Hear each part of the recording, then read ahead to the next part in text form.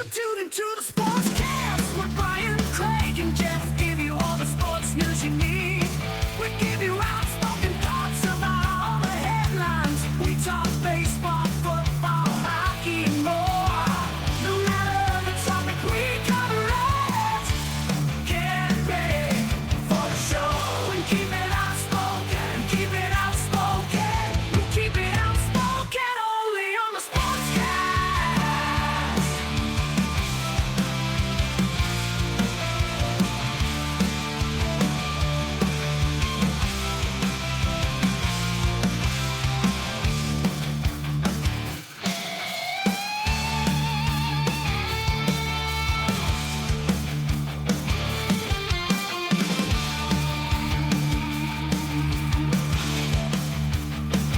Tune into the Sportscast with Brian, Craig, and Jeff. Give you all the sports news you need.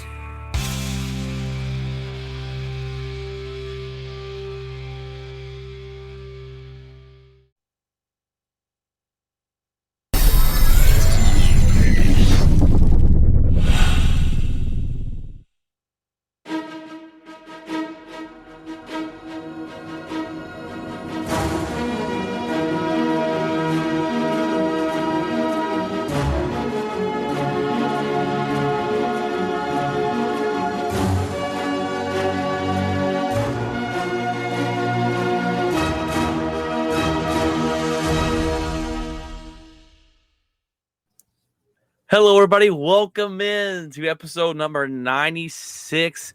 As me and Jeff are back here with you for our weekend edition. We have two things to talk about really this week, but they're going to be big things to talk about. So it's going to cover up pretty much the whole show here, and we'll obviously get the spotlight of the week at the end to figure out what me and Jeff been up to this week.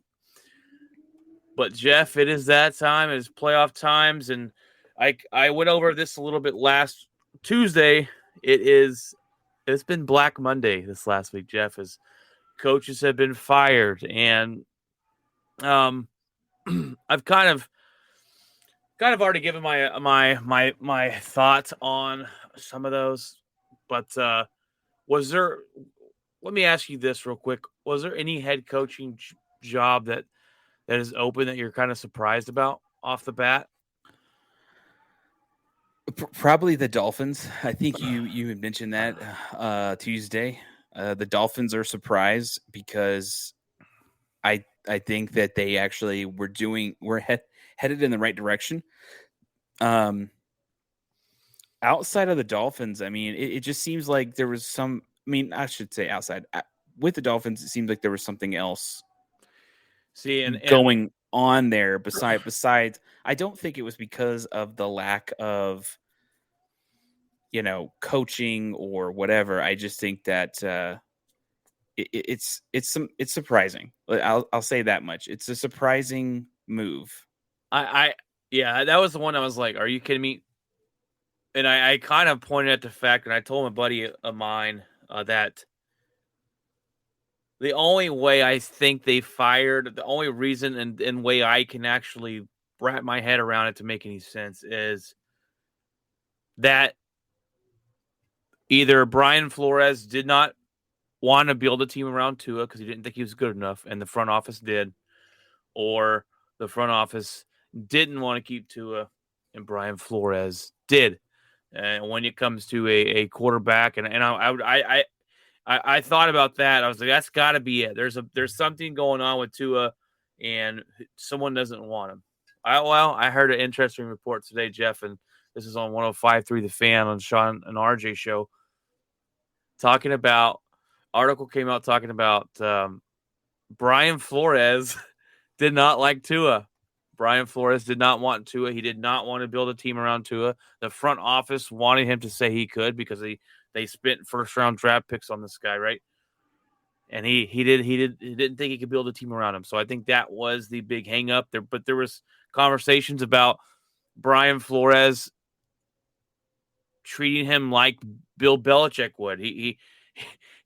There was reports about him telling Tua that if he knew he was going to be this bad, he would have drafted Mac Jones. So, which is insane. Dude. And that's pretty pretty tough, and I don't even know why you would say that to a player. That's pretty harsh, but that's what didn't work out. And if your head coach, I guess at that point it came down between head coach and quarterback that they've already spent some money in. So that was definitely a shocker. I think the rest, as we'll get into them here, were needed. There's a time where, like in Green Bay, Coach McCarthy was there. He won a Super Bowl for us. We were very competitive. We went to the playoffs a lot. I thanked him for his time, but that ran its course, right? Right. And it was just time when I wouldn't say lose the locker room. I would say when your message gets stale and you hear that same message over and over, and it's not clicking in with them. But today I found an article written by Joe Rivera on the NFL website where he rated the job openings in the NFL. What is the best job opening now? And so far, these are the teams. We have the Jaguars, the Denver Broncos. We got the Minnesota Vikings, the Bears, the Giants, and the Dolphins. There's also the Houston Texans, but that's not on this list. But now when you're looking at what's the best fit or what's the best team to go to, you have to look at the players they have, right? What team they got around them. You have to look up cap space, how much money you have to spend. What are your draft picks? Who is your GM? What is your draft position?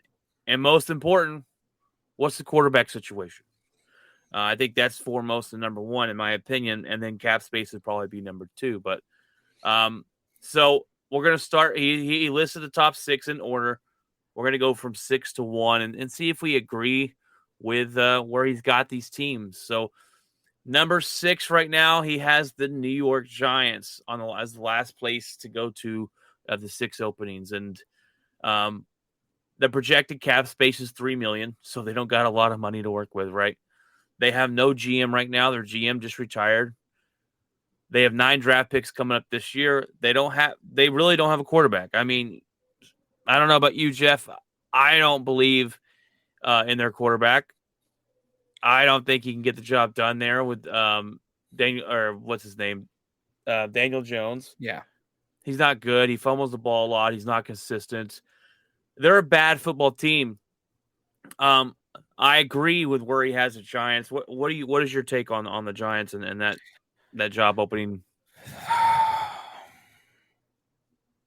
The Giants don't necessarily seem like they're poised. I agree with the placement. I did think that they're one of the last teams and a head coach really wants to head to.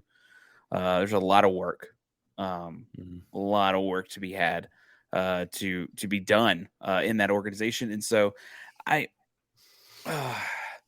could see a young, inexperienced head coach come in there and try to lead, try to understand what they have, understand that they're not going anywhere anytime soon. This thing is, unfortunately, they also kind of, didn't really do much with the running back that they did pick up in the draft. It's just kind of wasted that guy's time, really. And then the quarterback situation's always been an issue since Eli left. And even with Eli there, it wasn't great, but it wasn't horrible. So, I mean, they won a couple Super Bowls. You can't really deny that. But whether or not, I mean, he did have to there were a few times where, I think he did beat the Patriots on a couple of passes, which, the helmet catch. And I think there was another one in the second time they went up against New England. That was the kryptonite. They were the kryptonite with New England during the Tom Brady. I want to say that's probably one of the few teams that's just can't beating them in this Super Bowl, really, in that matter, but in playoff football. So it's not a place you really want to go. So I really see them getting a real inexperienced young head coach that's trying to make his mark, that's going to set the tone, that's going to go in there and pretty much do what he needs to do. And I think they'll give him some leeway, but I don't see any experienced head coach heading there at all. They're not. It's not going to be a fun place to be. It's not going to be a fun place to play. It's going to be a long road to even get to that point. So let a young, inexperienced head coach go in there and try to make his mark. I think Right. that sounds And about right. I agree with you. I think a young head coach might go there, but there's also reports, Jeff, that Brian Flores is headed to New York. That's the rumors because he's from Brooklyn, and they really like Brian Flores. I would hate to see him go there. I think Brian Flores is a fantastic coach. The Giants, to me, they're talking about this on the radio today. The Giants are one of those prestigious football teams, right? They've been around for a long time. They're one of they've been around for ages and decades, and people are like, well, they've won 2 Super Bowls. Their organization's, great, and I don't care about the. I mean, I'm not going to sign up to this team because of their prestige, right? I don't Right. think they have the prestige that people want to give them. I don't know who goes here, but you don't have a lot of money to spend, and you're also going to have to go in there with not knowing a GM, and then you've got to tell them that, hey guys, the draft picks that you wasted on, I wouldn't say wasted, took a chance on Daniel Jones, we're gonna have to get rid of him. We're gonna have to find a new quarterback. It is basically rebuild. So I agree with the placement there. At number 5, Jeff. And one more thing, Oh, go ahead. they're drafting number 5, which is not. I mean, which is good. I mean, I'm not saying that you want to be drafted number 5, but I mean, it's a good thing. At least that head coach does have some. He may have some sway into what they're going to do with that number 5 overall pick. I mean, and to give anybody that's listening, if there is any Giants fans listening out there, I mean, some of the needs that they need is outside, linebacker, I think, or no, offensive lineman, an edge rusher, and then obviously a tight end. They need a couple of and I don't know if they're going to fix the quarterback situation in this draft. I don't think they will. I mean, it's a possibility that you could probably just kind of make a decision to try to pick a quarterback later in the draft. I don't think picking a quarterback in this draft early is necessarily a wisest move. But if you want to address some stuff, there are some needs that could be met, and I think tight end would be a pretty good thing to go with for this team, at least to kind of give them something other than Saquon Barkley. So Yeah, they need some wide receivers. They need a lot of help on the offense. I've watching this team. They've looked lethargic on offense this year. Your head coach on your own 5-yard line, 3rd and 9. Jeff. He called a goal line quarterback sneak on 3rd and 9. What are we doing? I'm glad they got rid of Joe Judge. That was a joke of a hire. It turns out to be. That was so bad. It was one of the so bad, Jeff. God, The job he did there. I can't even. I don't even know what that's to say. some Madden stuff going on there. Oh. All right, Jeff. Well, at number 5, they got the Minnesota Vikings, and the Vikings right now, they have no GM. They just got rid of their longtime coach. They have $14 million in cap space. They have 18 or not 18 picks. They have 8 picks in the draft. 18 God, picks. dude. Holy crap! They have the Kirk Cousins decision. Do they bring him back after next season? He had a 2-year contract extension, and it basically goes through this next year. So, do they bring him back? Do they sign him to a long-term deal? He said he wants to be there for a long time. Does the new head coach and new GM do they want him to be there? And this is a very talented football team, and this team is in my division. They've always had talent. Especially on offense, they have 2 great wide receivers, and Thielen and Jefferson, both great wide receivers. They got a great running back in Cook. They've always had a hard-nosed defense that's going to tackle well and get to the quarterback. This is a team, and I think this is the reason why they're in the situation they are with trying to find new head coaches, because they continuously kept underachieving. This team should be a playoff team this year, but they're not with the talent they have. I also I'm going to agree. I'm not. I don't like this. I don't like where they're at right here. I think they're too low. Um, I think they're too low. I think the Chicago Bears should be here.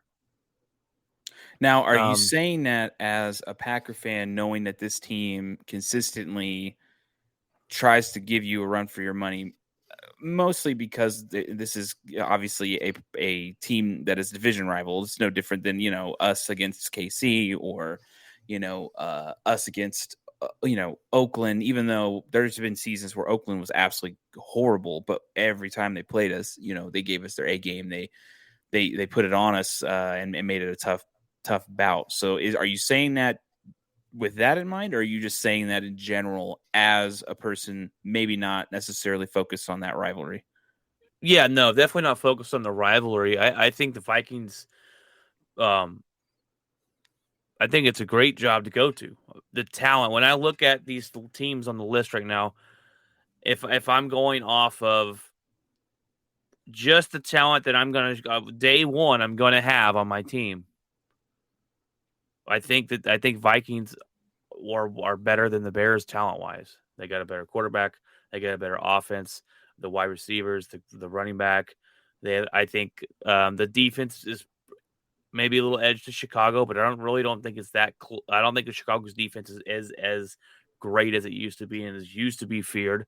I don't think that. I think Khalil Mack's been off his game the last couple of years. I would move Minnesota up into a probably number 3 or number 4 on this list, and move Chicago down, because Chicago we'll get into in a little bit, but I don't think Chicago's a great spot to go to. And I'm just saying that as now I'm just saying that as there's no bias in this. I just don't think Chicago is really that good. And then you always got the question of do they have a quarterback? Is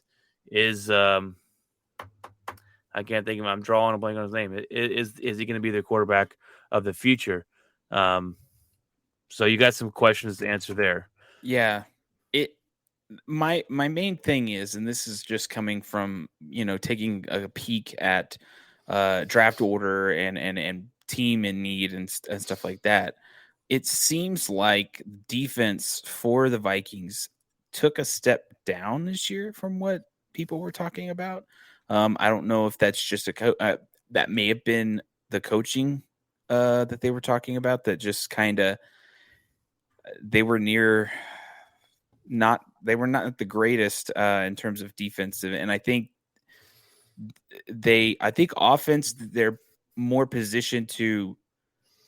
Kirk Cousins is what he is. Okay. And I think that's the problem, is that you know what he is, you know what you're getting with Kirk Cousins. But if they're having issues on the defensive side of the ball, that may be something to address.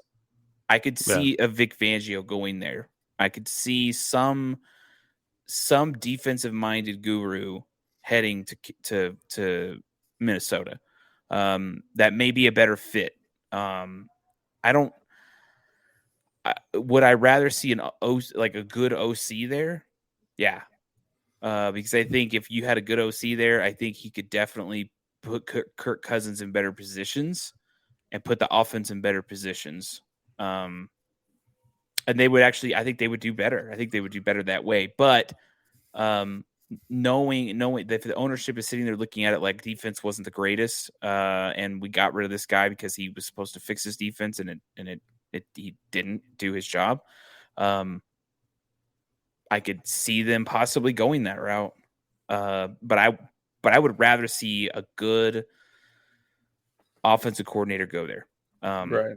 And really change this offense around, and maybe give Kirk Cousins a new life, man. The dude's just been, check down, go do your thing. Kirk Cousins is a above average bus driver. Yeah. That's pretty much all he'll ever be.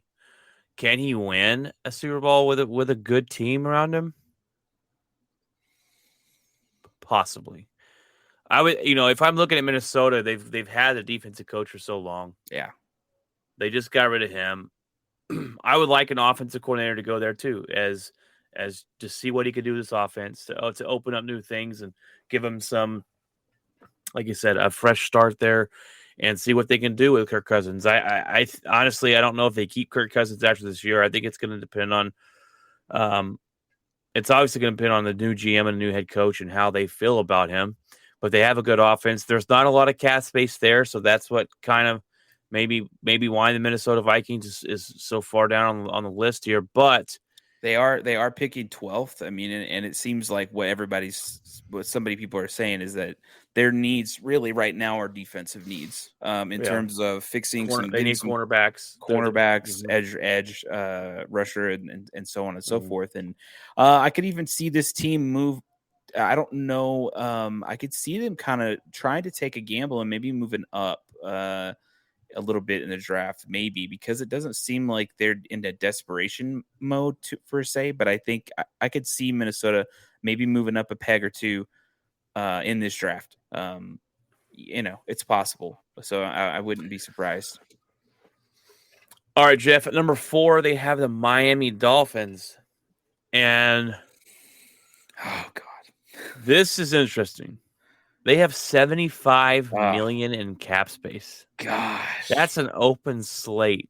Okay, they have Chris Greer as their GM. I have no clue who the guy is. They have 7 draft picks, and they have 2 question mark. Now, the biggest hurdle for Miami is going to be, I think they're going to want a head coach to come in and say, I can build around Tua. And they're going to be like, sweet, that's our guy. Even though I don't think Tua, I don't think Tua is going to be that great. I think they should move on. I honestly think they should trade and get Deshaun Watson. And that would turn this team into a contender right away with his defense. And, well, that was with Brian Flores calling the reins. Who knows now, right? Yeah. Brian Flores, this is why it's so ridiculous. Back-to-back winning seasons for Miami. Jeff, they haven't done that. I went back and looked at history. The last time they were somewhat close, they were 8-8 2 years in a row and like 13-14. But since then, they have not had back-to-back winning seasons. I stopped looking. I was like, okay, this guy gives you back-to-back winning seasons and you get rid of him. That's insane to me. But I digress. I think that's going to be the big hurdle, is going into there and going, hey, guys, this is what I see with Tua. I'm a great coach. Great interview. You really like me. Don't let that one speed bump get in the way, because I really think that's what's driving Miami to look. They just want a coach to come in there and say what they want to hear about Tua, but he's not the guy there in Miami, I don't think. And but $75 million in cap space, that gives you a lot of money to do what you want, and put some more guys on defense or offense, or do whatever. I think probably offensively. I think defense are pretty decent. Give them some more offensive weapons, but find a quarterback. And I think that's the thing. But I mean, will they find a quarterback? Does the organization look at it and say, Tua's our guy? Sorry, but not sorry. And if that's the case, are they going to pass up the opportunity to get Deshaun Watson? Why? You have all this cap space. You definitely could get him, and you could eat a lot of the contract, which I guarantee Houston would be like, please. And so not only that, it's just. But the other question is, does Deshaun Watson even want to be there? No, he doesn't. Okay. So in Miami, yeah. Oh yeah, that's one of his lists. But the question is, that was with the coach they just got. Or not the coach. The coach they just let go. So if has it changed? That's a good question. Right. What does that mean? And again, that was a decision that obviously the front office made. It might come back to bite them, because if they're too high on Tua, they could care less about Deshaun Watson. Right. I don't agree with Miami being here either. I would probably put Miami number 2. I put Vikings probably number 4. Denver is next on the list at number 3, and I would leave them probably right where they're at. I think it's a good spot for them on this list. They have 7 draft picks. They have $48 million in cap space. I thought they had more than that, because I thought they opened up some more than that, but I think it's I It thought they might opened up a lot more. there but- might be because Von Miller's contract is dropping off at the season at the end so of the there season. could be more. There will going definitely be into- more Okay. for sure. Yeah. You got George Patton as a GM, and look, I sent you this something the other day, Jeff. They did when they went over the top 5 draft classes this last season of who's actually come in and helped their team this year. Denver Broncos was number 2. George Patton that says George Patton can draft some good players. The biggest question mark, and we all know it, Jeff, is quarterback. Will they find a quarterback? Is Aaron Rodgers going to be the quarterback? Is Russell Wilson going to be the quarterback? Are they going to draft a quarterback? Are they going to keep Teddy Bridgewater, Drew Lock, whatever? That's the biggest question here. But you got to look going into this team. You're going to have a top 5 defense, okay? You're going to have offensive weapons, and you're going to have a great running back in Williams. I really like that kid, man. I've seen him run. He's a beast. $48 million in cap space is pretty good. They're going to have more with Von Miller's. I like this at number 3. I like them right there. It's a good spot to fall into. There's also, I don't know if you want to get into this now, Jeff, some ownership stuff going on. I can get into that in headlines. Okay. But that will be a factor as well. But I don't think that will be a factor at first. I think that will come after. Yeah, and I'll address that in the other topic. But in this particular situation, I don't know. I've seen the Broncos at 2. I've seen the Broncos even at 1 at one point, mainly because this is a team that is so close. The pieces are there. They just need one major piece to get this ball rolling, and everyone knows that. They have offensive talent. We saw one of the most explosive and power runners in Devontae Williams that just completely took the world by storm. Nobody was talking about this guy, and then all of a sudden he comes to Denver and just completely just starts rolling over people, breaking 4 or 5 dude tackles, getting out of situation where you're like, okay, this is, he's down, no big deal. 4 guys, pops out, still running. Just in impossible situations like that. And this is a rookie. You put all that in perspective. You have Tim Patrick, right, on the offense. You have Noah Fant, you have Cortland Sutton, you have Jerry Jeudy. You got talent there that's just ready to go. This talent is primed. You need you need to get the ball to them, and that's the main problem, right? That's the problem. O-line is okay. It's not great. I think that is something I know they will probably address, but it has gotten way better than it has in the past years. We did have some injuries throughout the season on O-line, which is what it is. But Garrett Bowles is a beast. He's picked it up lately, and even last year was really good. So the O-line I think it's fine. I think they still need to fix a few things. Like in the last game, there was that hole that Gordon from Kansas City broke through and hit Melvin Gordon, and he fumbled the ball. Someone completely missed that entire pickup there. That's a little bit on line there that kind of messed that up, and as well as a block from the running back as well. But needless to say, it doesn't really matter. I think that ultimately this team is easily a destination that a lot of coaches want to come to. And why do I say this? They have interviews with 9 dudes. 9. If these dudes did not want to come here, they would not be setting interviews up with them. They would not care. They would not give them the time of day. There are 9 coaches that are about to fly into Denver and talk to the Broncos and George Payton and figure out what's going on. This is George Payton's decision. I fully support. What is Denver going to do? I don't know. A lot of people here want to see an offensive coordinator come in here and start figuring out what's going on. I think the defense is fine. Our defense is good. Vic Fangio put in place, just like his parting message out of Denver, he put in place a foundation for this defense to thrive for years. It's very good. And all we really need to do at this point is get a decent, if not good, defensive coordinator somewhere, maybe within the organization already. That sometimes that happens. That was obviously like maybe working under Fangio. So if they can do something like that and just continue to build on the defense by adding a few pieces here and there in the draft, we have tons of draft picks.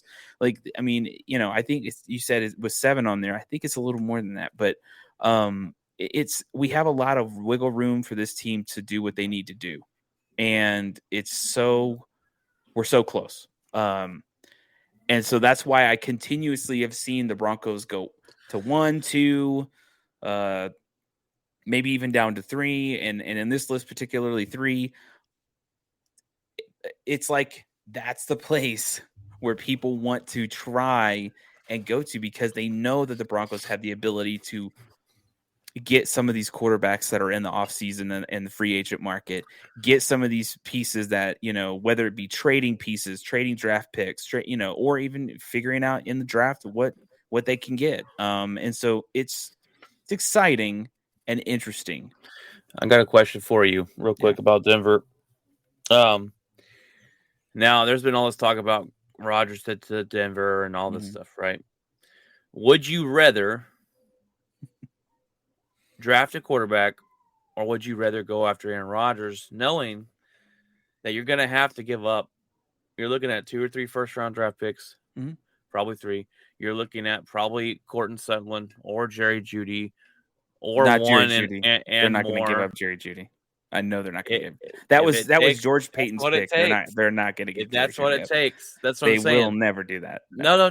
I'm just saying, Jeff. Hypothetical here. You give up Jerry Jeudy, 3 first-round draft picks, and 1 more player. Will you be willing to do that to get Aaron I don't Rodgers? think they would give Jerry Jeudy up. If anything, I didn't say they would. I'm just saying, no. Would you agree with that trade?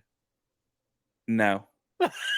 Oh, that's blasphemy. Yes, you trade that day all day for Aaron Rodgers. I don't think they trade Jerry Jeudy. They'll probably trade Cortland Sutherland. No, but they would not trade weird, Jerry Jeudy. It's weird they trade that they sign, they sign, we just said his name, Sutton. Mm-hmm. It's going to make it harder for a trade to go through with him, right? Because of that money. But that's so something. I'm not worried. George Payton is a smart person, dude. Like I think that if anything, he can figure something out. I trust him. The dude's drafted very well. He knows. It seems like he knows talent when he sees it. I mean, the talent that he's picked up already has produced already.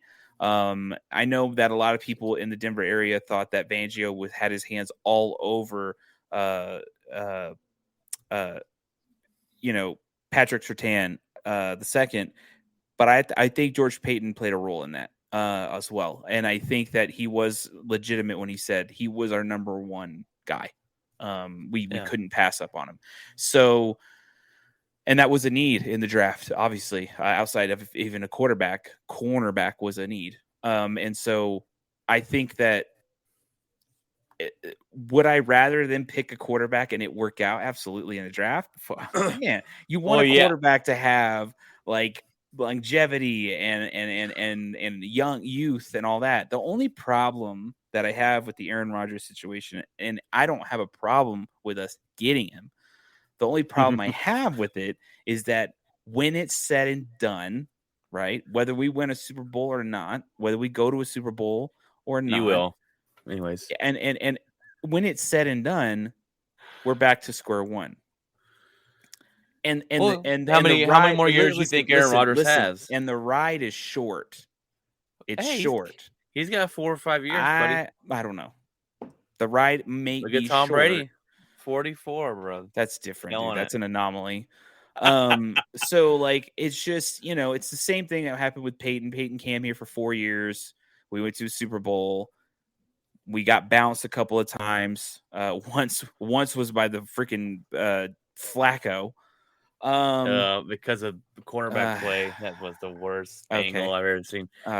So with all that being said, I don't know. I look at it and I'm just like, I just trust this team and I trust the direction they're going. It's exciting to see what's going on.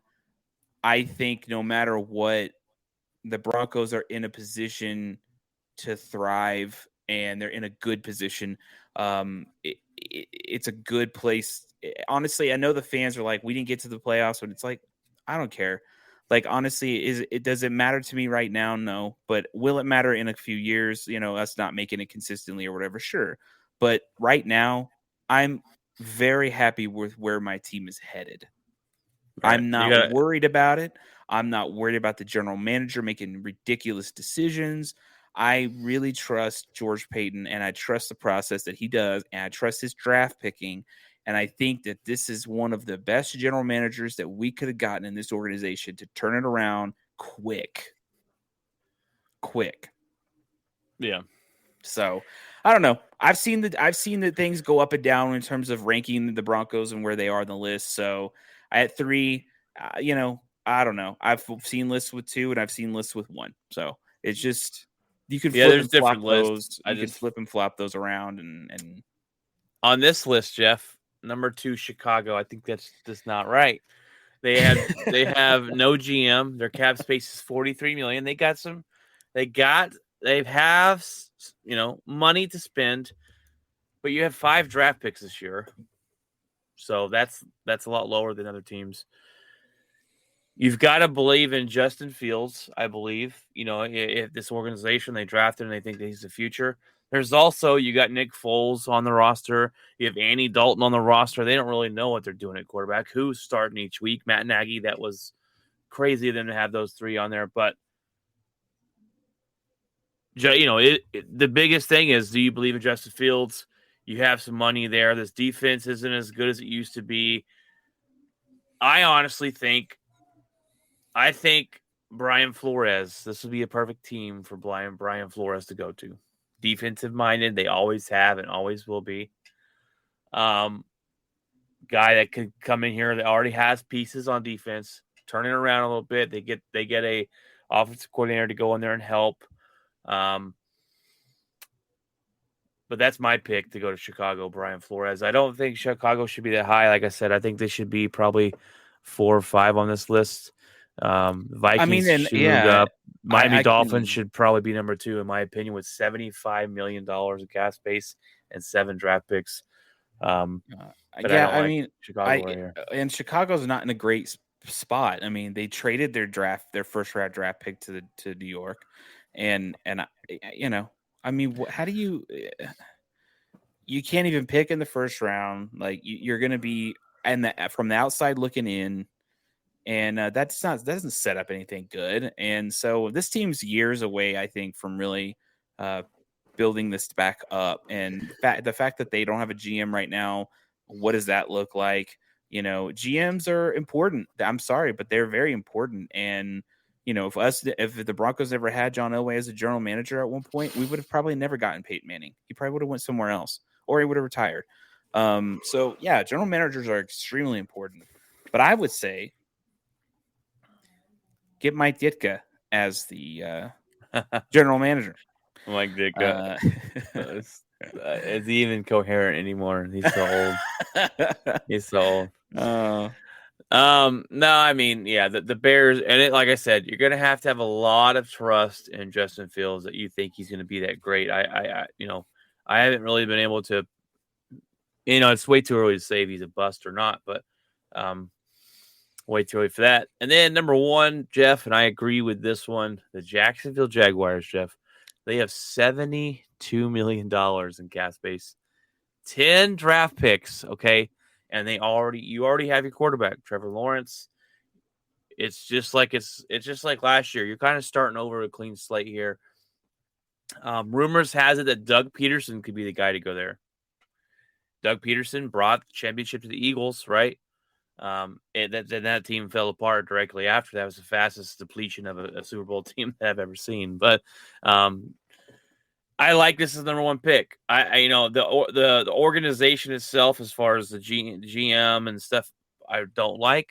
That the reason this team has always been so bad. But look at everything else you got there. You got a good running back. You have a good quarterback that I think could be good if you put some offensive, if you protect him and give him a team around him. You got 10 draft picks this season and $72 million in cap space. Perfect spot to go to. With all that being said, I would like to see a young head coach go here, not Doug Peterson. I would like to see a young up and comer with offensive coordinator for the Dallas Cowboys. I'm drawing blanks on names tonight. I would like for him to go there and see what he can do, but I think he stays in Dallas. But I'd like to see him go there. A first time head coach maybe, but someone that can relate with Trevor Lawrence. Be offensive minded. Could you imagine Kellen Moore going to the Jacksonville Jaguars as the head coach and molding Trevor Lawrence into a prolific quarterback? That would, and it's a blank slate. Like, you got a dude that could just whatever you want to do, he's game, and it's like, come on, that would be incredible. Like, I know a lot of people in Denver are talking about Kellen Moore, but I mean, that would be amazing to see Kellen Moore go and do something like that, like right. Nobody would have thought it. Nobody would have predicted that. And it would be incredible, to go to a place where it's like, dude, you get to mold a quarterback into whatever you want to do and change. And honestly, I'm sure that ownership would probably just be like, what do you feel like doing? Like, we had a crazy maniac here for a year. So it's incredible that they hired him. Yeah. Like I said, Trevor Lawrence is a big draw there. The money to spend, the 10 draft picks, you're set up for the future really well there. They have a great running back as long as you play him in the game and don't bench him like an idiot. I want to make one quick correction on the Bronco draft picks. They have 10. They have 10? They have 10. Ooh. Well, this guy's list is wrong. I pulled it up on NFL Network or .com. So I pulled it off of NFL.com. NFL.com. Now, and so they definitely, after the Von Miller trade, the Broncos have 10 picks. One thing today, Jeff, that I heard, it was rumored that Dan Quinn from the Dallas Cowboys to the Denver Broncos as head coach is pretty much a lock. I heard that on the radio today. And that's interesting. That's interesting.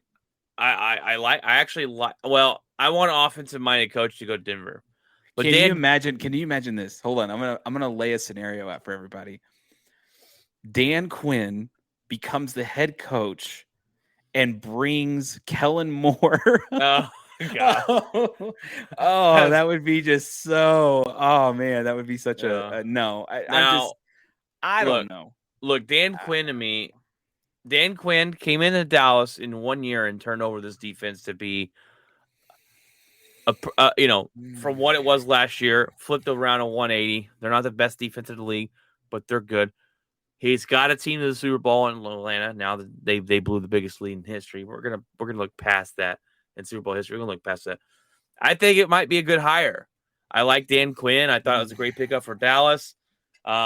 But I honestly think when it comes to Kellen Moore, I think Jerry Jones has him under like a Jason. It's basically when Jason Garrett got hired under Wade, and he was just sitting there until Jerry Jones is like, "All right, it's time for you to take over." I think he'll stay there, but unless someone pencil whips him or opens that checkbook and is able to beat Jerry Jones out, I don't know. So. Someone's gonna beat Jerry Jones. I'm kidding. No. So it's interesting. Just, I don't know. There's a lot of people here. Dude, there's a lot of fans that do not want to see another defensive coach. They just don't. I wouldn't either if I was in Denver. We've had Vic Fangio, we had Vance Joseph. I think before who's done a fantastic job being the defensive coordinator in Arizona, by the way. Right. And Vic Fangio will be a great defensive coordinator, and it's just the Broncos there's not needs in defense. We have a defense. We've had a good defense for many years. Our defense has never really been a problem. Even after Super Bowl 50, it's never really been an issue. Like, we still have had pretty good draft picks in the defense, even with Elway picking a lot of the picks as a general manager. he did pretty well. A lot of his really good picks were defensive picks. He's the guy who got Von Miller. He got Justin Simmons. Like Aqib Talib. Like all these, people. Champ Bailey. Like he did all these things under, like just being a general manager or being a general manager of the Broncos itself. And so I look at it and I'm like, I just don't know. Go get Nathaniel Hackett from Green Bay, offensive coordinator, and that'll help lure Aaron Rodgers. I don't know. I think that's so easy to sit there and assume that. No, I honestly, I said last night on the podcast when Ryan asked me, I think Aaron Rodgers is coming back to Green Bay. I changed Here's my why mind on I that, don't think so. Somebody knows that he's on his way out without a shadow of a doubt. And the reason I say that is, why would Brett Favre come on the Titantron, right, when he broke that record and say, win one more time? He said, go get us another Super Bowl is what he said. One more time. He said, go get us another Super Bowl, not go win just one more. It said one. I'm pretty sure he said one more time. No, you're wrong. Brian. No. And the way that was done says a lot. It says, okay, that says nothing, this is it. Jeff. This is the time. Let's do it now. Nothing. I swear. I do not now, look, think. I think, Brian, I think that you are drinking a lot of Kool-Aid when it comes to Aaron Rodgers staying in Green Bay. I don't think anything's changed since then. I just switched over my mind conference like 2 weeks ago. Bashed the ownership of that team. He did a press conference and bashed certain people of the team. You do not do that. What did he say a couple weeks ago, Jeff? What did he say a couple weeks ago? What? He said that his relationship has improved and that Brian, our GM, his name is Brian Gutenkus. I don't even know how to pronounce his last name. Right. I call him Brian G. Has come a long way. And the relationship has gotten better. They're winning, Brian. They're always winning, Jeff. When have they lost the last 3 years? Then why was it been a problem? Why has it been such an issue? Then? If you're always winning, why is it a problem? The only issue is we drafted Jordan Love, Jeff. That is it. Aaron Rodgers got his ego butthurt and bruised. That's it. That's this whole issue, Jeff. But it all he was falls talking down about years of having issues with the team, years of having issues about where they're headed, about what they're doing, having no say so in anything whatsoever. Brian, I think he's on his way out, Jeff. Where he is going to retire. He's not retiring. He's going to win 2 MVPs in a row. He's not retiring. You cannot retire after winning 2 MVPs. He can retire if he wins. Yeah, you can. You can retire whenever you feel like it. No. Aaron Rodgers is too competitive for that. Now, look, I've told you before, Aaron Rodgers is going to Denver. I truly believe that. But hearing his comments on the Pat McAfee show, I've changed my mind. I think he's coming back. Okay, everyone. What now look, Jeff. Hold on. Go ahead. You've said to me before what most people think Aaron Rodgers is going to do. He's probably going to do the complete opposite. Everyone thinks he's out. I think he stays, especially if we win a Super Bowl. Then he stays. But I think he stays regardless. But if you're saying on the Pat McAfee show, whatever he says, think the opposite. Well, he definitely said something that would have been completely. If you think the opposite, he's out. If you go and look at it, you go, okay, he went on a known popular show and said comments like that. You know damn well that he's like, yeah, whatever they think, it doesn't matter. Because ultimately, in the behind the scenes, I could say completely different things. They know that nothing has changed. And if they lose in the playoffs or something happens like that, I can assure you, I don't think it's going to be very dragged out. I think he'll basically say, I played my last game as a Packer. Oh, he's already said it. He's already said that once he makes up his mind in the offseason, it'll be a fast, quick decision. And at that point, I think that at that point, the Green Bay Packer fans are not prepared for those ton of bricks to fall. I've been preparing myself, so when that happens, I'll be like, "What?" I'll just be like, "Well, it's time for a rebuild. We haven't had a rebuild in 30 years. Yeah. So I think he's coming back, though. We can agree to disagree. We got to move on because it's already 50 minutes in and we haven't got to the headlines. So let's jump over to the headlines of the week. Doo-doo.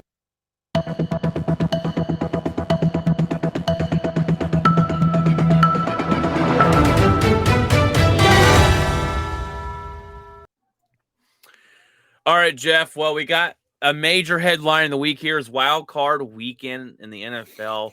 Mm-hmm. We're going to go through these games each week, give you round by round, and predict who's going to win these games. So Saturday, Jeff, let's start off with this game. It's first on the playoff schedule. We've had the Bengals hosting the Raiders. The Raiders are the number 5 seed. The Bengals are the number 4 seed. This game will be interesting. I think the Raiders are a team that ends up putting up they kind of play to what their opponents are. If their opponents are going to score a lot of points, they're going to put up a lot of points. If the opponents are going to struggle, they usually struggle. Give me my guy Joe Burrow, though. I got the Bengals winning their first playoff game in 31 years, Jeff. Interesting stat for you, okay? Or interesting fact for you. There has never been a text message sent congratulating anybody about a Bengals playoff win. The last time the Bengals won the playoffs was in 1991. The first text message was sent in 1992. They have not. No one has ever texted, the Bengals won a playoff game. Give me Joe Burrow. He's been playing fantastic this year. And possible question for you, Jeff, and for those thinking out there,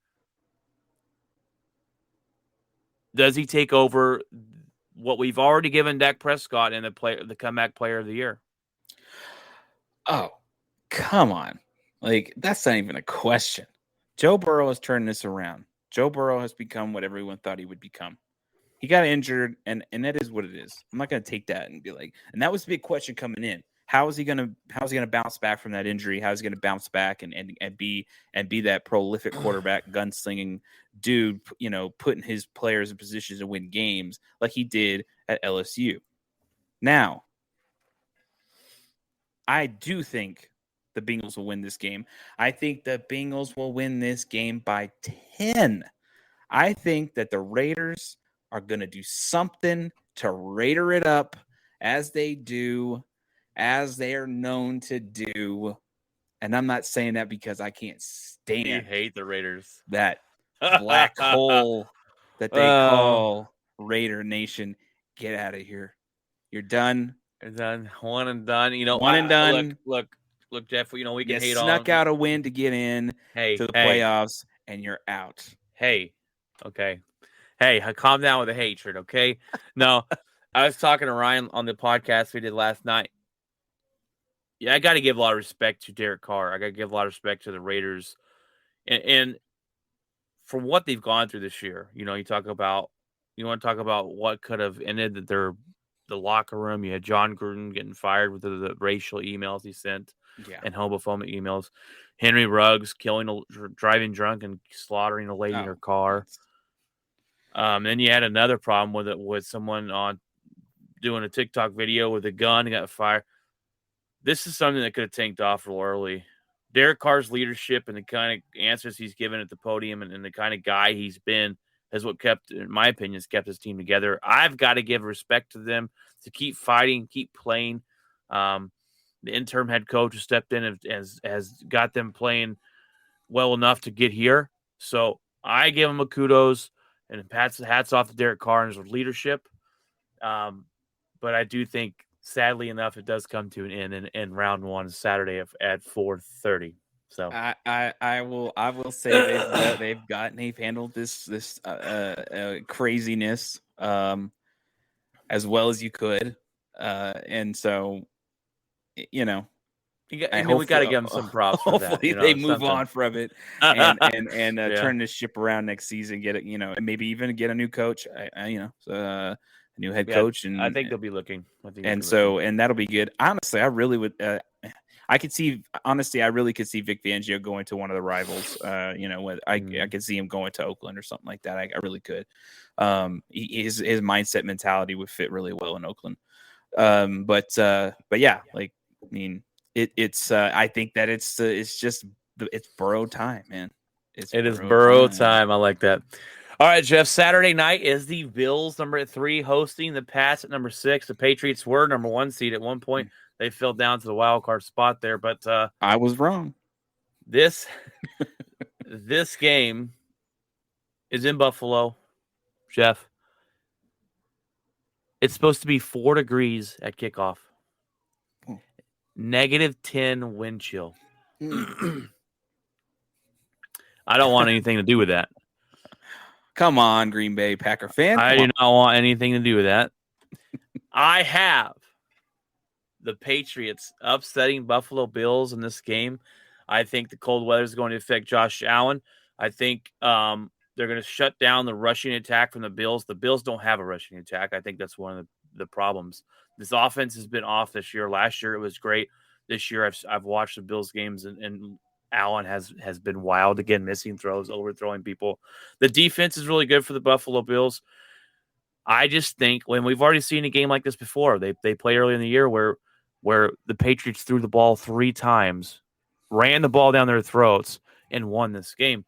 Now I don't know if the win's supposed to be as bad as it was in that one, but I think the Patriots with Bill Belichick, with the experience, with this number 1 defense, and Mac Jones not turning over the football, I think they go in and I think they upset the Buffalo Bills. I could not argue with that at all. Do not bet against Bill Belichick in the playoffs. It's very difficult to do that. The dude is seasoned, so to speak. So, again, with it being cold, with it being a playoff game, with it being a pretty hard-nosed situation, I do expect their run to be a factor in this, and I do not trust the Bills in this. I trust the Pats in this. They've done it before. They can probably, and more than likely, will do it again. Their defense will cause some trouble, as a Bill Belichick defense typically does. So I would not be betting against the Pats in this. I will go with the Pats. And not only will I go with the Pats, I do think this will be probably, I say by 7. By 7. All right. The next one we got Sunday at 1 p.m. This will be the easiest game to pick, Jeff. It's the number 2 Bucks versus the number 7 Eagles. Eagles upsetting. Yeah, I'm just joking. It's Bucks. It's Bucks all day. The Eagles don't stand a chance. I think this is the biggest. I think I projected this to be like 30-17. It's not going to be close. It's not going to be close. Sorry, Eagles. You get a participation award for being number 7. You're not good enough to be in the playoffs. You gave the Bucks their first easy pass of the weekend. But I hope I'm wrong. I want the Bucks to lose, but the Eagles, no, Eagles don't stand a chance. Not even close. Come on, guys. This is a joke. And I don't even know what the score is. Matter of fact, I'm not even going to put a prediction of the score.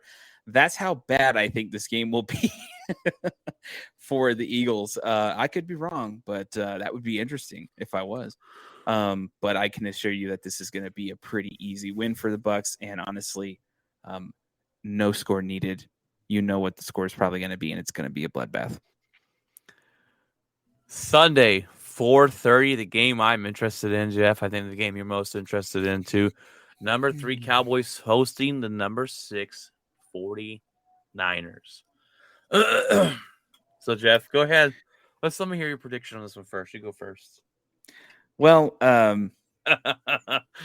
I'm going to play something real quick, and I'm only going to do it for short little bit, and then I will pause it.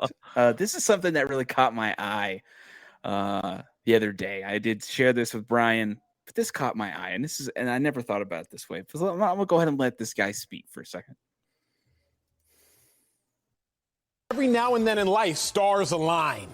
And unfortunately for the Cowboys, the stars that are aligning aren't great ones. The Niners pose a huge threat to any and everybody. And this has nothing to do with Dallas, my like for them, or disdain for them. December 22nd, I went out on a limb and I said these words. If y'all remember, December 22nd. Let's roll it. Let's do it. Oh, you're cute. Look at you. San Francisco 49ers will win their first playoff game. Okay, Point blank, period. I don't care where they wind up, who they play against, how they play there. They will win their first playoff game. I have more confidence in this Niners team than every other NFC team, and I know the Packers are going to get a bye. So December 22nd, I said the San Francisco 49ers will win their first playoff game. I don't care who they play against. I don't care where they play. The San Francisco 49ers do something that no other NFC team does, and that is play incredibly physically. Every NFC team, whether it be the Packers, a little bit of finesse. Y'all know what Aaron Rodgers does so wonderfully. The Buccaneers, a lot of bit of finesse. Tom Brady lead the league in passing yards. The Arizona Cardinals, ain't nothing but finesse. The Los Angeles Rams, finesse, finesse, finesse. But the Niners, smack you in the mouth. They say, I don't care to be pretty. We going to be gritty. We going to be grungy. We just going to sit there and punch you in the face. Now, my Philadelphia Eagles, they set a franchise record in rushing yards. Some people will say they are grimy as well. There's a difference in running attacks, America. There's a quarterback run game, which is still efficient as it pertains to acquiring yards. Then there's just a true traditional run game, which is this ain't going to be outsmarting you, tricking you. We're going to line up and punch you in the face. That's what the Niners do. It's a huge threat to the Cowboys' sell because the Cowboys do not do much of anything bad at all. Okay, there you go. As a team, the Cowboys don't do much of anything bad, but the Cowboys do one thing mediocre, stopping the run. You might say, well, Acho, the Cowboys are 16th in stopping the run. That's middle of the pack. Look closer, America. 23rd in yards per attempt. So while the Cowboys are middle of the pack in overall yardage allowed, they're 23rd in how many yards do we give up per rush? The Niners are 29th in passing attempts. Meaning the Niners ain't even going to try to pass the ball. Right. The Niners are 5th in rushing attempts, meaning all the Niners want to do is run the ball. Cowboys, the only thing you do bad is stop the run. Niners, the only thing we want to do is run the ball. Niners, 5th in rushing touchdowns. Niners, 7th in rushing yards. Cowboys, 16th in rushing yards allowed. Cowboys, 23rd in yards per attempt. It's a bad combination, big dog. Niners are a hungry, tough, gritty football team, and the Cowboys are a great football team, but they a pretty football team. Pretty and gritty don't always mix. Pretty and gritty don't always mix. What about that one? So, give me your pick, Jeff. Let's see it. in this game, I definitely agree with you and Ryan Simp. I think this is going to be a grudge fest. I think this is going to be a knockout fest. I think this is going to be one of those grimy, down and dirty, gridiron football, nose to the grindstone kind of game. I think Dak's going to get sacked a couple of times. I think Dak may even throw a batted ball that may be picked a couple of times. I think that Jimmy G may have a couple of sacks on him too. I will sit there and tell you, but, I do think the Cowboys lose this game. I think that the Cowboys lose this game. I knew that was coming. Why do I think the Cowboys lose this game? And there's one thing that nobody's talking about.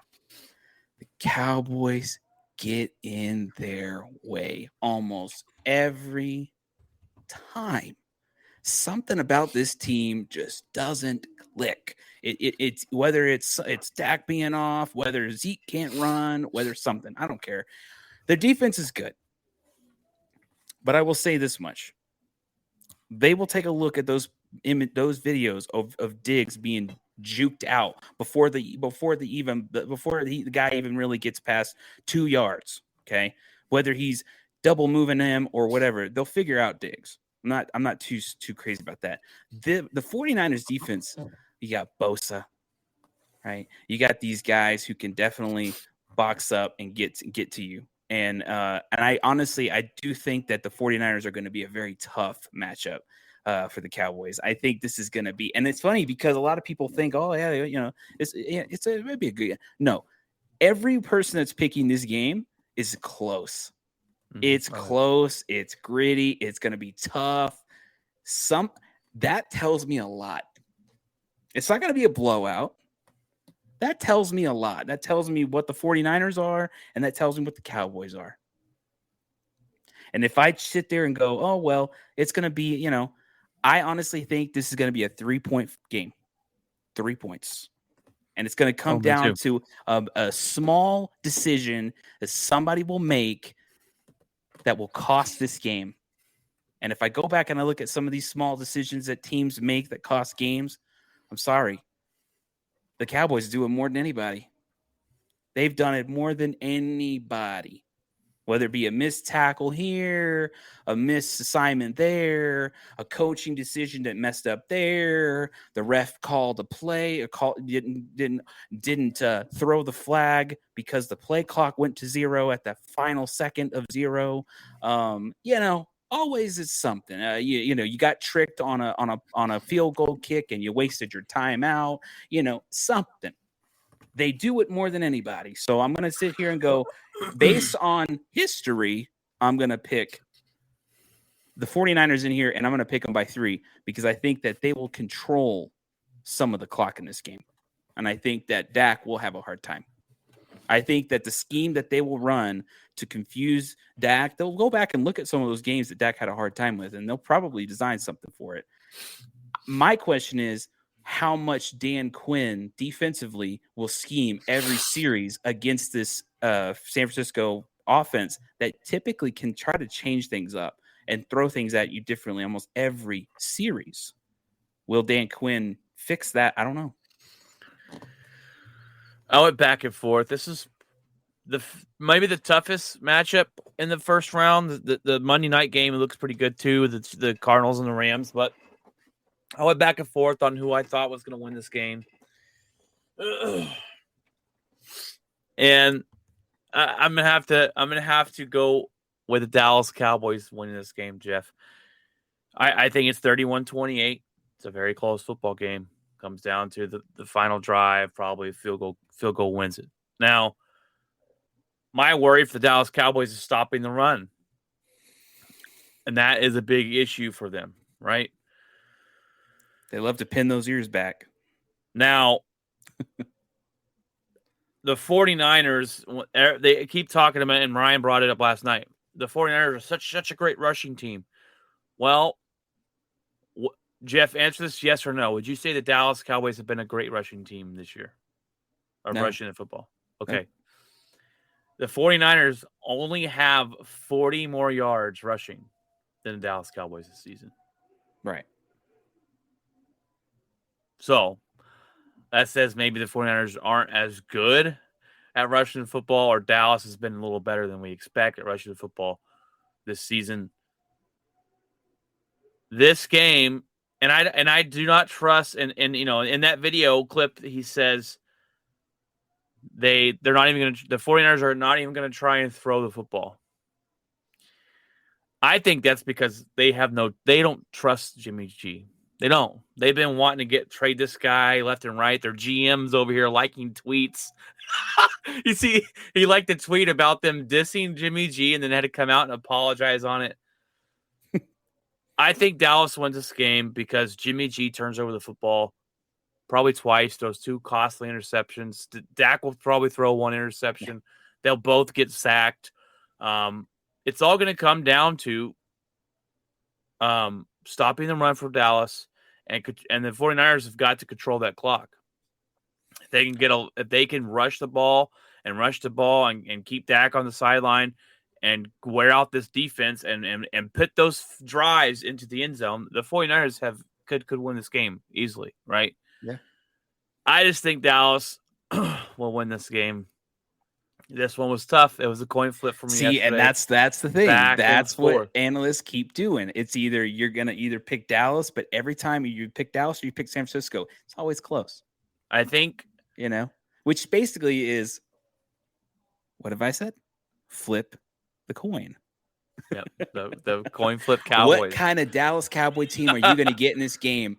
Dallas Cowboy fans, what kind of team will you get in this game? Are you going to get a team that struggled against KC? Are you going to get a team that struggled against the Broncos, right? Didn't even make the playoffs, right? Or are you going to get a team that's going to be very much like how they played the Eagles? Jeff, the team, I didn't even look this up. I heard it on the radio today. The Cowboys outside their division. You know what the record is? 6-5. Outside beating up your easy Just division. Tad bit over 500. 6-5. All right, Jeff, let's go on to the next one. This will be probably the worst football game of the weekend. Chiefs, number 2, taking on the Steelers and their lethargic offense. Big Ben, Big statue Ben's self. coming back. He's a tree out there. Big Chiefs, Ben. Chiefs blow them out. It's not even. They blow them out. Oh, I hope I'm wrong. I want the Chiefs to lose. don't give them too much credit, Brian. I want the Cowboys to lose. I want the Bucks to lose. The Chiefs will blow. The Chiefs are going to blow the Steelers out of the water. Oh, the Chiefs. It might be close and ugly in the first half, but the Chiefs' second half is going to come out and they're going to blow them away. Here's the deal about the Chiefs, everybody. This is what I've noticed about I know the you Chiefs. You hate the Chiefs too. Well, not only do I hate the Chiefs, okay, you already know. If the hat doesn't explain this to you, anybody seeing, if the hat doesn't explain it to you, then you know. So here's the deal. The Chiefs, right, have been kind of a little inconsistent this year. Having a hard time, got a little allergic to the end zone. And so, there are games where Mahomes throws one touchdown pass, right? Defense is really what sets up things. There's been games where they've kicked just field goals, which is weird. You think of a Mahomes ran team, and you don't think of they won by kicking field goals. This team is strange. This team is getting a lot of credit because of past morals. Because they won, the year before last, and they were again back in the Super Bowl last year. And I get that. Something is wrong with this team, and I think maybe, just maybe, and it may not be against Pittsburgh. I'm not giving Pittsburgh a pass here. I'm not saying it's going to be against Pittsburgh, but I definitely think something's going to happen in the playoffs. It's definitely going to show everybody that the Chiefs weren't as good as everybody intended or thought they were. Somebody's going to take the Chiefs out. I do not. Something this year told me either the league has picked up on a few things about Mahomes. Mahomes looked way off this year, way off. And it was honestly, if it wasn't for how good that defense has been good, very good. If it wasn't for that, honestly, you could really paint a picture of the Chiefs not even being in the playoffs. That's a possibility. The way they played, if it wasn't for those close defensive games, man, I could easily have seen the Chiefs lose to the Cowboys. I could have easily seen the Chiefs possibly lose to the Broncos.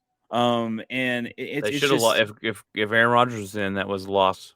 Yeah. So it's just, to me, I look at it in a different way when it comes to the Chiefs. But I'll say this much: Pittsburgh will lose this game by default, honestly, because they're just Big Ben is just big slow, and Big Ben is just big old, and he's just getting to that point where, honestly, dude, you got the team to the playoffs again, and I think that's kind of where this road and this story ends, and that's it. I mean, I'm not going to put a score on it because honestly, it doesn't matter. No one's predicting Pittsburgh to go far. And honestly, prove us wrong. And if Big Ben comes out and they demolish the Chiefs or they take out the Chiefs, I will laugh. It'll be one of the worst upsets. And I will laugh so hard for 40 minutes straight. Okay. But no, I do not predict that. No, not going to happen. Monday Monday night. I'll put one prediction, 10 points. Do it. 10 points. They beat them 10, 17, maybe 14 points. And that's it. 2 touchdowns. And honestly, Mahomes is pretty much just, I mean, it will probably be so bad, they probably sit Mahomes out, honestly, at the end. Monday night, Rams, number 4, hosting the Cardinals, number 5. This should be a pretty interesting matchup. The Cardinals have actually not played their division very well this year, but division games are always harder. Can the Rams beat them again? I don't know if Hopkins is coming back for the Cardinals, but they're missing him big time in the offense. I really think Kyle Murray has been overrated. I've got the Rams and Matthew Stafford winning this football game. I think they're just going to play good defense. They're going to force Kyle Murray to beat them. And I watched this team play the Cowboys without DeAndre Hopkins, and they just look bad. Even though they won the game, I was not impressed whatsoever by Arizona that game. They played good defense. I wasn't impressed with either one of the teams. Yeah, their defense schemed great to trick Dak Prescott. I think this will be another close game, 3-point game. Rams win at home, and move on to the next round. As much as I would love to see the Rams lose, right? Because it would just bode better for draft picks. But I don't know. I'm partial to my man Von Miller. Partial, and he did get a sack in the last game. Even though they lost, he did get I saw him get a sack, and I was like, that's exciting. But I will say I will go with Rams. I just think that Von Miller is a different person in the playoffs. He's a different person, and I think he's going to show that against them. And Von Miller can take down running backs. He can take down quarterbacks. I just think that they have too much talent defensively on this team, and I think they'll win. I think they'll win by, I wouldn't even say 3. I'd say they win by 7. Personally, By 7? I think they win by 7. I don't trust the Cardinals, especially what the showing that they showed with the Cowboys. I was not impressed with that game whatsoever. I was not impressed with either aspect of that game. I tuned in because I definitely wanted to see what would happen. See how the Cowboys handled a potential, let me put some air quotes, potential playoff bound team, and potential contender for a Super Bowl, quotes. And we saw that. We got what we got, and I think we got our answer. So, but yeah, I'll just sit there and say I don't trust the Cardinals one bit. Yeah, I don't trust them, and I don't trust Matthew Stafford. No, I don't. Like I told Ryan last night that he is going to throw two in this game. He's going to throw. He's going to have a game where he throws multiple interceptions, and it's going to cost him a playoff game. So, if that tells you the future for the Rams, in my opinion, they don't last too much longer. But I digress there. I think, Jeff, we have what's in my lockers, I think, next. But did you want to talk more about Denver? Yeah, real quick. I will. So, we got a potential bout taking place in the Mile High City between two Hall of Fame gold jacket wearing quarterbacks. The ownership situation going on in Denver is kind of heating up. We're starting to hear more and more things. You're hearing more about Peyton Manning. You're hearing more about Peyton Manning and his group. You're hearing more about John Elway and John Elway's group. And then you have potential outside people that I could care less. And I'm speaking about Jeff Bezos. I could care less. I don't want a Jeff Bezos.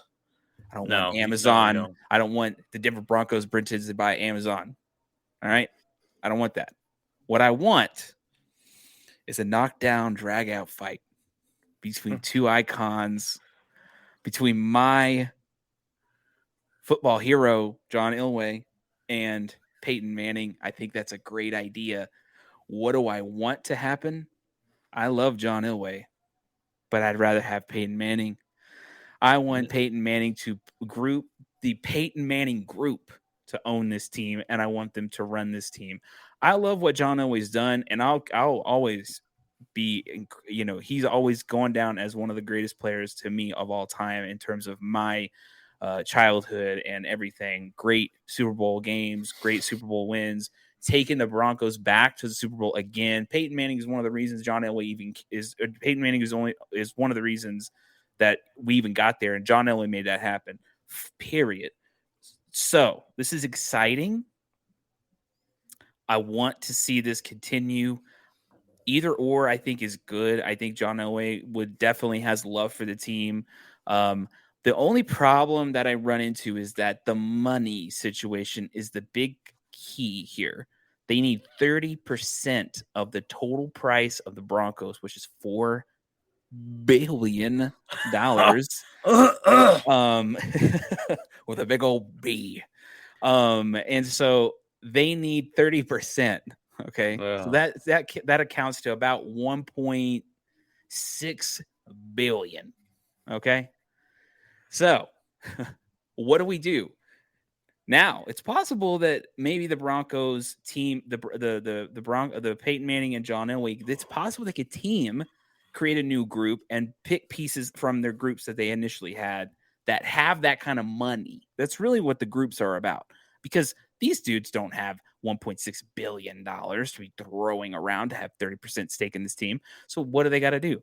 Well, you have money makers inside those groups that are also going to account the overall structure of the percentages of owning this team.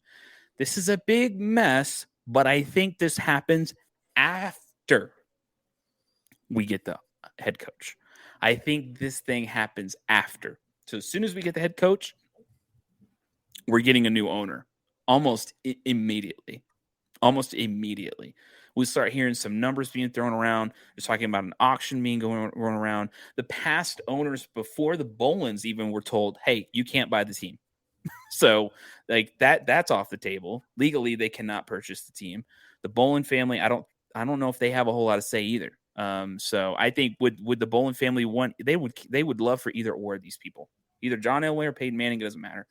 So this is an interesting time for Bronco fans, not only on the head coaching stuff, you got this whole quarterback situation going on, and now we have all this ownership stuff going on. I know what Bronco fans want, and they want Peyton Manning. They love John Elway. Peyton Manning is fresh. Peyton Manning is new. Peyton Manning represents success. He's the face. He would be the face. If Peyton Manning was the owner of this team, part owner of this team, he would be the face of the NFL. He was face of the NFL for many years. This guy would be 100% the perfect person. He says the right things at the right times, and it's an amazing situation. That's kind of what's going on recently, and this battle going on between both of these guys, and it's very interesting to track. I love it. Yeah, I'd rather have Peyton Manning too. Something new, something just a fresh start. We've, come in here and find a quarterback for your team, because that's the one mark on John Elway ever since Peyton. Yep. Ever since the buddy, Peyton. But all right, Jeff. Well, it is that time.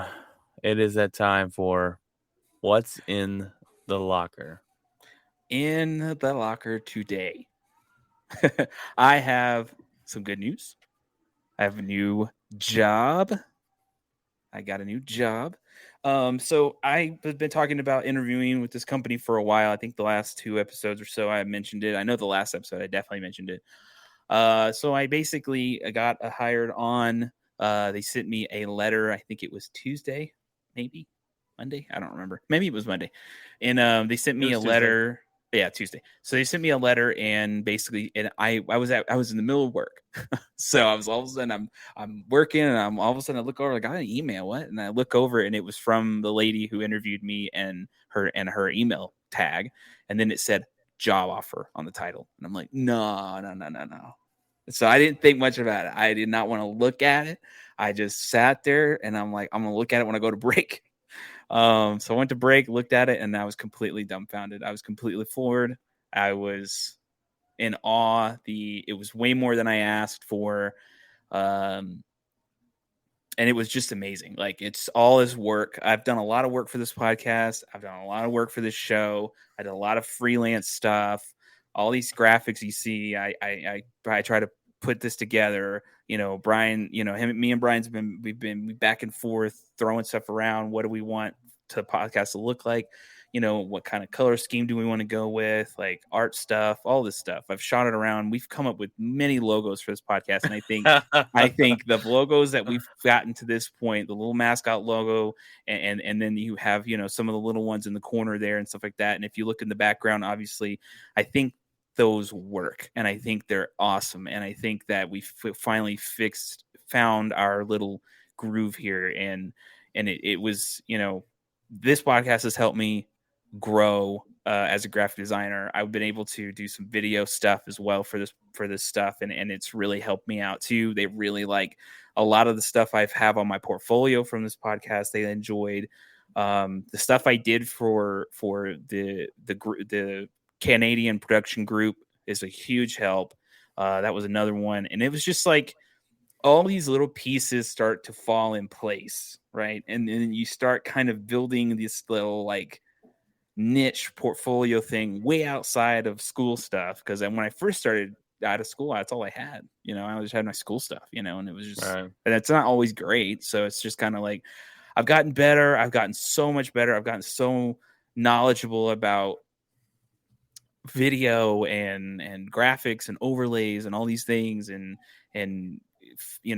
doing different techniques and creating thumbnails and all these little things that I no one taught me. I just had to like look at it and figure it out. And so as I did it, it's just I gotten better at it. And so it's been amazing. I start on the 25th, so not next Tuesday, but the Tuesday after. I start. My last day of my other job is the Monday after this coming Monday, and it's crazy. My boss was as soon as I told him, I said I got a job offer, he just was like, "Oh, dang it!" So, so yeah, he was proud and he was happy, and I said, man, right. I said, I've this is what I want to do. Like, I want to come to work every day and be excited. I want to come to work every day and know that all that work I did for my degree didn't go to nothing.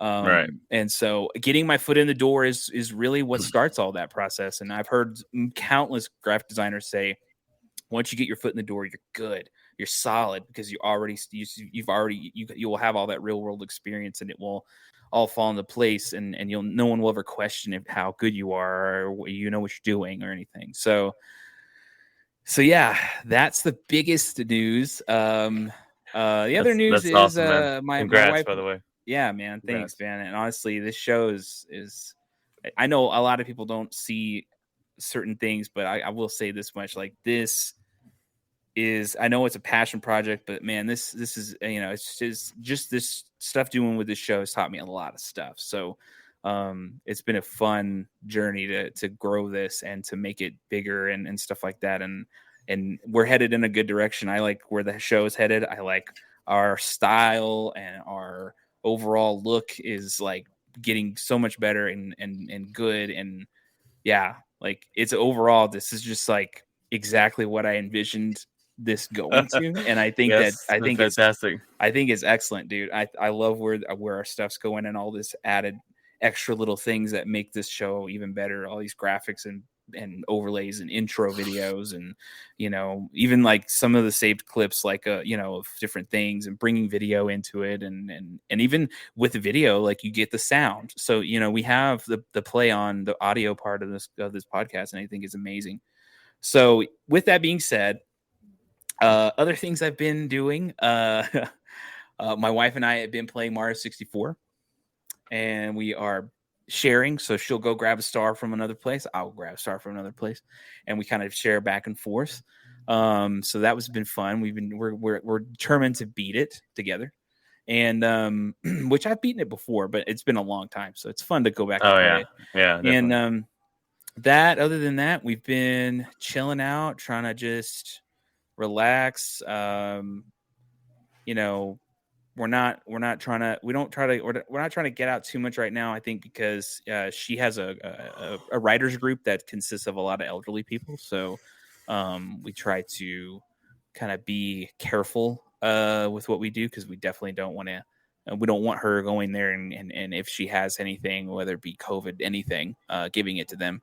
So we're real careful about stuff. And one of them, I think, just came back from a cruise or a trip or something. So we're kind of laying low, and she's not going there for at least a couple of weeks, so that everybody can relax and then go back again. But so we've been chilling out here, just kind of like, I've been playing some games on the little Kishi thing on my phone, mostly MLB, because it's nice to just chill out in bed and play MLB show. But yeah, just been doing that, watching some documentaries and chilling out. There's some new documentaries coming out that are exciting, so I'm excited to watch some of those. But sports stuff. Hey man, my team's not in, so I get to watch all the fun Yes. and all the reaction videos and all these things of people throwing stuff at their televisions and having a great time, crying and I think one guy, one year the Cowboys lost, and some dude wrote a letter to Jerry Jones. I don't know what was going on there, but crying. So it's fun. It's fun because my team's not here, and I just get to watch this fun show that is reactions and NFL fan base fanatics going nuts over their teams. So it's exciting. I'm excited, especially for this weekend. This one's going to be crazy. So yeah, what's in your locker, Brian? I shoot it back to you. All right, brother. Well, congrats on the job, man. I know you called me and we talked about that. That's fantastic news. And my locker this week, first of all, it feels like my team's not in it because they got the first round bye, so I get to sit back and kind of watch everything unfold. So it's kind of nice. Next week is when I'll start stressing out a little bit here. I officially started my new TikTok page. I have one for the show. I have my personal one that I don't make videos on that one. I just save a bunch of, usually it's TikTok recipes and try those. So the one for the show is obviously Outspoken Sportscasts. And then I started a new food review page where I'm going to go try new items and review food. I have 1 through 5 rating. It's called the Outspoken Food Reviews. So go check it out. My very first review was the Whataburger Spicy Ketchup number 2 edition. They made a different spicy ketchup. Go look it up, and then you can find my opinion on that. So I got that started. I'm interested to, now that I got my taste back from having COVID, I can do that. We've been busy with work. Work's been pretty chaotic as lately. We've been busy on the podcast. I did an episode Tuesday. I did an episode last night, and I'm doing another episode tonight with Jeff on a regular night. So I've been on the computer a lot. I've been playing with cornhole with my neighbor next door. We've been playing cornhole out in his front yard. The last couple of days too. It's been fun. I love some cornhole. Love those backyard games. We got to do a work vacation calendar tomorrow on a Saturday, and I got to figure out what we're going to do. We're planning on a trip to Disney World. Hopefully, when the kids get out of school, and we're actually not taking the kids. It's just me and the wife. And our friend Amber are going to go, and her son, hopefully, if everything works out. So I got to figure out when that's going to go down. And then we watched 2 movies recently. We watched one today, Sing 2. It's the second movie of the Sing. It's for little kids, or it's like a Disney movie. It's good. I liked it. Brian's a little kid. Don't lie. Definitely. Then we watched the other night. We watched the movie Old by M. Night Shyamalan. Is that about Big Ben? Or? oh, dang! Ooh, zinger there. Zinger. That was a good one. This movie is not very good, Jeff. I like M. Night Shyamalan. I like his twist and the craziness, and it's basically where this couple goes on a retreat to get away from. Just to get a break. They actually find out in this movie that they thought about getting a divorce. She's got a tumor. It's going to kill her. I think probably cancerous. They go to this island, or they go to this somewhere, and on this resort, and they're like, "Hey, we got a beach we want to take you to. It's nice and relaxing. We'll take you there." Well, they go there, and like they go there and you find out that time moves differently. They can't leave the island. 30 minutes there to an hour. I think it was like an hour there is 7 years. So these kids are like, they're young, like 6, 7. And before you know it, they're like 13. You're like, what in the world is going on here? And one guy loses his mind and like cuts the guy in the face, and he's like, oh, and then he like removes his hand, and the skin's already closed up. And you're like, what in the world? It's not very good. It's just over and over, people dying. The two kids fool around. There's a couple with 2 kids, and there's a lady with a kid. They end up fooling around and getting pregnant. And she has the baby in like 5 minutes. Oh God. And you're like, what in the world's going on? And then like they're showing the dad of the son over here, of the other guy, the dad of the baby. And then they're showing him because they're having the baby over there. And literally like, oh, the baby's here, and it's crying. And then 2 seconds later, the baby's dead because they didn't feed it fast enough, because that's how time moves. And it's I don't know. We did not like it. So I do not rate that movie very well. That would be a rating of a 1. Don't go watch it. It's not very good. Wait for it to be on Tubi. Wait for it to be free. This was free, I think. It was free. No, well, we had to rent it off Amazon Prime. I want my money back. Bezos, you heard it here. You heard it here, Jeff Bezos. We did not like it there, but even though he's not running Amazon anymore. Yeah. All right, Jeff. Well, that's going to conclude this podcast.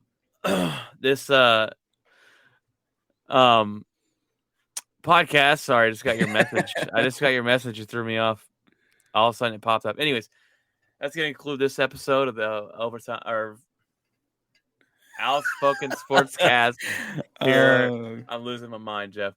We are streaming live to YouTube, streaming live to Facebook and Twitter. At every episode we stream live. We do have a podcast as well where we take the audio and plug it up there. If you don't want to watch our beautiful faces here on the video, you can listen to a podcast page. It goes out to every podcast platform: Apple Music, Google Podcasts, Spotify, iHeartRadio. Every platform you think you can listen to, we are on it. Like, click, share, subscribe. We're on TikTok, Instagram, Facebook. We're all over the map here. Jeff trying to cover all social media platforms and doing our best. I hope you guys have a fantastic wildcard weekend. I hope your team a lot of success in the playoffs. Unless they're up against my team, then I hope they lose. The Cowboys 49ers game, Jeff, that'll be the game to watch this weekend. America's game. America's game of the week, probably. All right, guys. Well, that'll be it. Go check out me and my buddy Ryan did a full playoff breakdown and prediction yesterday on our podcast on episode number 95.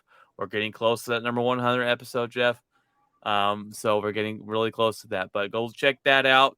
And then on this podcast, or on the regular show, we are going to break down playoffs as they go throughout the week. But other than that, Jeff, I hope you have a fantastic weekend, and go find out who your team. I saw something earlier that said y'all interviewed the quarterback coach from Green Bay as well. So wow, okay, interesting. But other than that, Jeff, have a fantastic weekend. I can hear the wind blowing in the background there. This is very windy. It's going to get windy and 40 degrees tomorrow here. So, all right. Well, everybody take care. Have a good weekend. Enjoy some football. Eat some wings. I know I am. And, another one in the bag. Another one in the bag. God bless, guys. Take care. Take care.